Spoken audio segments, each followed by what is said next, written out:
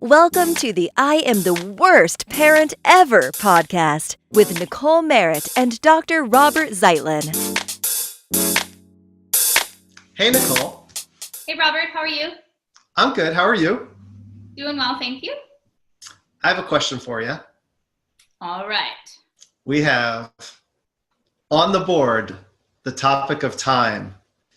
Do you think moms or dads have less time? I feel like this question's going to get me in trouble. That was my goal. So, my husband likes to call me the martyr of time. I'm always saying, I don't have time. That's your excuse for everything. You don't have time, you don't have time, you don't have time. But I don't have time, Robert. I really don't have time. No, I mean, when we sit down and have serious conversations, and I put into perspective all that he does, I know he's lacking time. He's lacking time with our children. And that's not fair, and that's sad. You know, it's sad for him, it's sad for them, and not all working men have that struggle, but many do. Many that have kids and have a 9-to-5 job, which nothing is 9 to 5 anymore. They're gonna keep you till at least 8 o'clock and then send you home with work to do. I know he has a lack of time. But I myself feel the same way. I do get time with our children, which I am blessed and grateful for. But I find myself lacking time for self-care, for my work, for friendships, for romantic time, in so many different ways. I'm trying to balance being there for everybody in my life, but also being there for myself and tending to a craft that I enjoy doing. It's hard. It is hard. I feel like the sense of time for your husband and for me as a dad, for a lot of dads, for a lot of the working parent, whichever partner that is, not the working parent, but the one that's burdened with like the most hours. I'm getting myself in trouble here. Is a different sense of time than the kind of time that you have managing all the things you just said, managing the house and the kids, the craft, self-care, romantic friends, like that balancing act. It feels like a different equation, like a different impossible equation to solve. Right, and the housework and the activities and the transportation and having the snacks ready for the activities, and then you still got to get homework done, and you know, it just seems like this big puzzle. And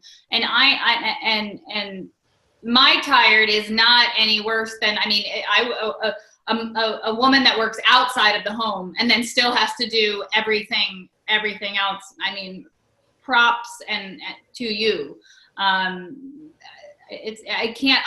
The amount of guilt and anxiety and stress I know I feel surrounding my lack of time. I know that women that work out of the home must feel that tenfold. So I'm going to say, from the dad's perspective, I'm going to fess up to something first of all, which is I stored away like a squirrel little pockets of time because I felt like I needed it to preserve myself, or I would just like poof. I don't know what would happen. Like it would be bad.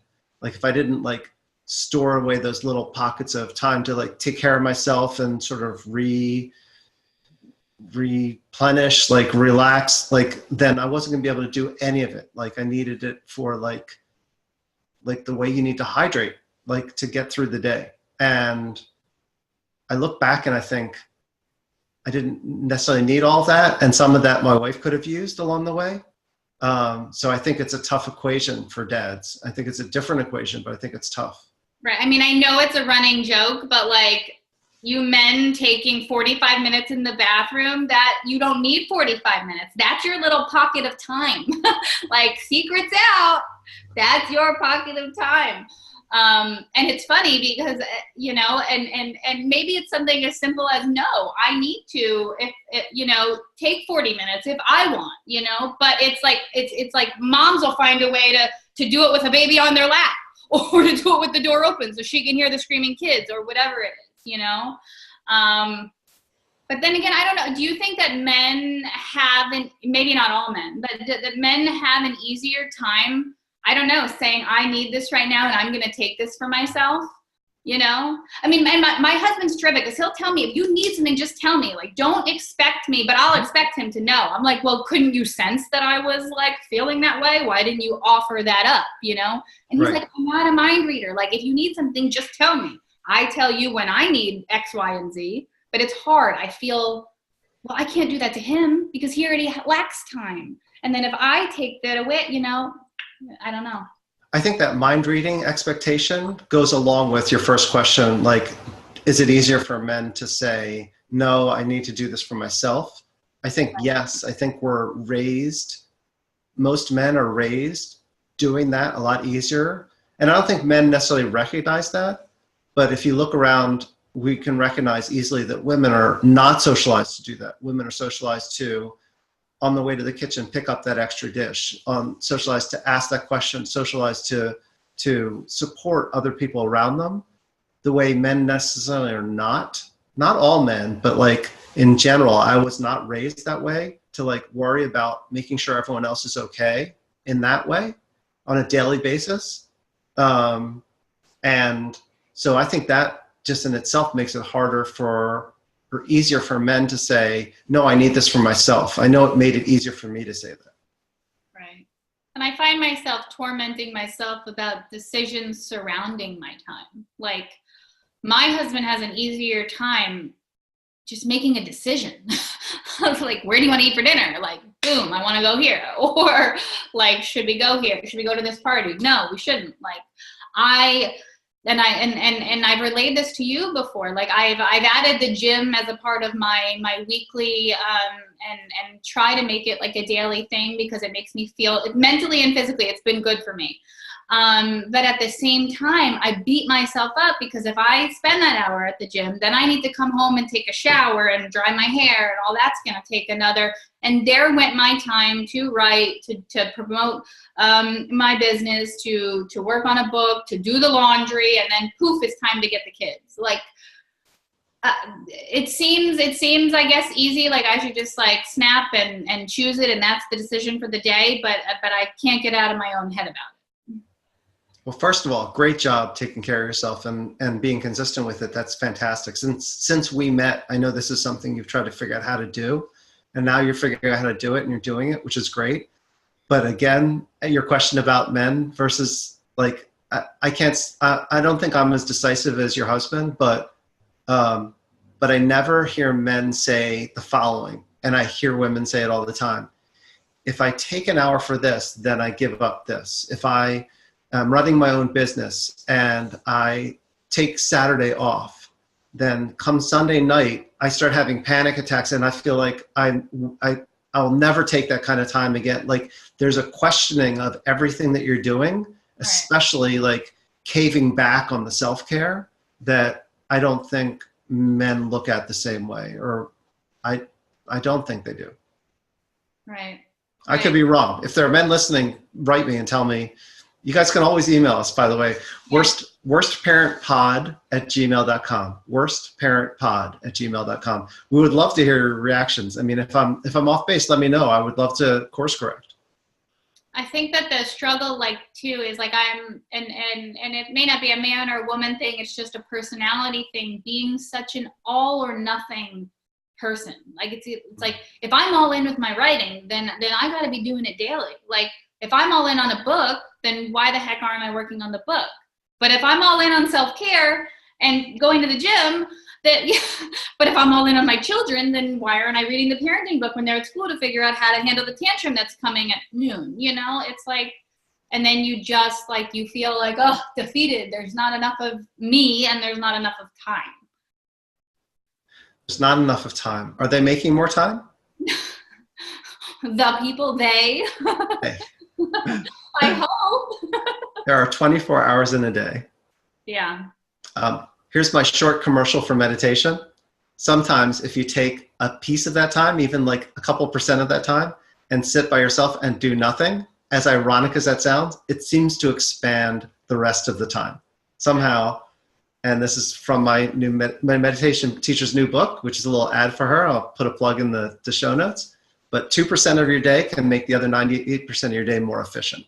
And I know we've talked about meditation a lot, but it's ironic that you can do that. But they're not making more time, but you can actually find ways to be more, like, think about the time that your husband can make a decision versus the amount of small, like the tax on your time to make a decision.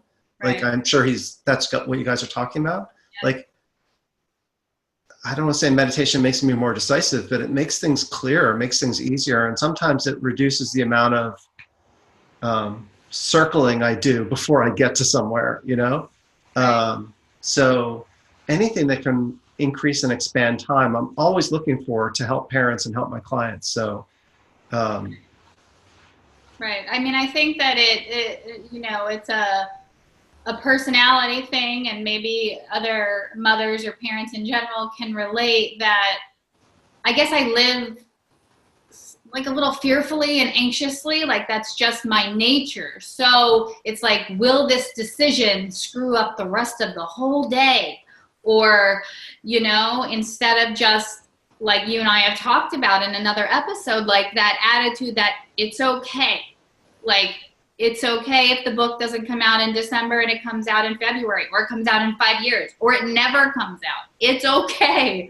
And just having that dialogue with myself and reminding myself that, you know, I feel like life is so fleeting. You and I have talked about that. I've experienced loss, and I know how quickly life can change spontaneously. And I think that I have to be able to, you know, hit my head on the pillow at night and rise knowing that, like, you know, if all I did was love the kids and take 10 minutes on self-care and take 10 minutes, then life was reminding yourself that the small wins are wins, I think. Totally. I totally agree. And sorry, let me plug this in for a second. If we don't take that perspective, then we find ourselves at the end of a long day or a long week wondering what it's all about and why is it worth it. Right. But those smiling, you know, faces looking back at you, whether it's students that you're teaching in a classroom or the ones that live in your own home, or you know, the neighborhood kid that comes over to visit you, that's really what matters. I shared somebody, I don't know if it was Tiny Buddha or something, had a meme the other day, a quote, and it was basically like, just go love your people. Like doesn't matter how successful you are, it doesn't matter how big your house is or what your job, like, just go out there and love those people that you love, that are your people, and like all will be right with the world. Yeah, it's a little, you know, I don't know the word for it, but a little woo-woo, a little froofy, a little touchy-feely. Yeah. But it spoke to me. It was like, just all I got to do is love my people and love them good. Like, that's it. Yeah, I mean, you can use the simple thought experiment of, you know, what if you got a bad diagnosis, or what if we knew the world was ending tomorrow? Like, would we run around and eat all the things? Would we try to make more money? Would we go tell everyone who spited us, or would we hug our kids more? Like what would you do? And I think the message is clear for you and me, and probably most people listening. Like if we didn't have, you know, we don't have much time. You only have a few dozen more years left, and like, what are we going to do with them? Yeah, I'd hug my kids, but I would also eat all the things, Robert. Things. I would eat all the things. Ribeyes, sushi. I would. So growing up in an Italian family, I mean, you got to eat all the things. I understand. Yeah. A girl's got to have priorities. Right. It's so I'll ask my husband, like, I'll text him at like 10:15 in the morning and be like, what do you want to do for dinner? And he's like, it's not even lunchtime. Why are you talking about dinner yet? I got to put that in my day. I got to have the schedule. I understand completely. Coming from a food family, I get it. See, I always make time for food. That's one thing where time is not lacking. I always find a way to fit in fourth meal. It's a a problem? It's a problem, but it's self-care on some level. It's good. Right? Yeah. Yeah, I was thinking, yeah, go ahead. I was going to just say, do you find, like, from the men in your circle, do they feel strains on their time? I mean, or do they see that their wife is lacking it? Or do they think that their wives are martyrs of time, that they're just not prioritizing their time well to make everything kind of go smoother? I don't have a lot of men like your husband who are sort of looking at and trying to help you be efficient that way. I know guys who don't get it and guys who do get it to the degree that they can, like they're still trying to get it. And then there's a lot in between of like, I keep hearing about this, but that's probably not my wife. Like, I'm not sure. Right. Or I help out, but like I wrote recently, like helping out for me used to be like putting away one dish and then waiting for applause before I'd like do anything else. And it's like, there's a degree of helping out that I've come to understand is completely different from what I used to do. And I actually feel a lot of regret about that, because while our kids were young, there was a lot that my wife was doing that I could have like used as little pockets of time, like we talked about, Right. For good, used my privilege basically for good. But I didn't understand the way I understand now. And so I find myself surrounded by a lot of guys who are kind of waking up to that fact, waking up to that reality. And like you said at the beginning, a lot of us in this situation are also time starved for time with our kids and time doing what we need to do, time with our wives, romantic time, intimate time, times with friends. Like we're overworked too. But like, I think the strain on a working mom, a stay-at-home mom, a stay-at-home dad, anyone who's trying to take care of the kids and do anything else is something that partners need to wake up to and respond to and pitch in ways that I'm just coming to realize, and a lot of guys around me are starting to realize. Right. And then that's what, we need you guys to realize it when we're in the thick of it, like when the kids are, 7 and under, and it's great that when you can finally come to the realization, but now it's like, now life is getting a little bit easier for me. It would have been helpful back, way back when. Yeah, that's my guilt right now, honestly, because our kids are grown and I'm like, I can see all that my wife is juggling and I'm doing my best to pitch in now. And I'm like, wow, I wish I really would have thought of this earlier. But you're also doing your best to educate men and women that are out there now, women to use their voice and say, hey, spouse, I need this from you. And actually helping women figure out that it's okay for them to need that, and they're allowed to need that, and they should need that, and how to voice that. And then the men to listen, first of all, which, us spouses have so much trouble communicating with each other, to listen and then do something about it. So, I mean, you are a godsend to both men and women. Thank you. I mean, I think I have a voice to lend that might sound a little different to men or even to women to communicate with men or their partners who are not understanding the amount of labor that they're doing, sort of the mental load or invisible labor. And so if I can contribute to that, that's great. I'm sure some people won't want to hear what I have to say, but I'm going to say it anyway, because I think it's not only important to help people in your situation, but I also think we're wasting a lot of talent and wasting a lot of capacity on people who have enormous ability to do a lot of things, as you're demonstrating with your blog, with your podcast, with what you're doing, who actually are weighed down by the to-do list or weighed down by the flat tire or the one thing that goes wrong. And it's like, we can't afford as a society to squander human capital that have so much potential that way. And that's actually, as you know, that's why I launched a blog looking at Wonder Women in my life, because I think there's enormous capacity we're squandering as a society. Right. Yeah. And I watched over the weekend. I watched A Star Is Born. Have you seen it? Mm-hmm.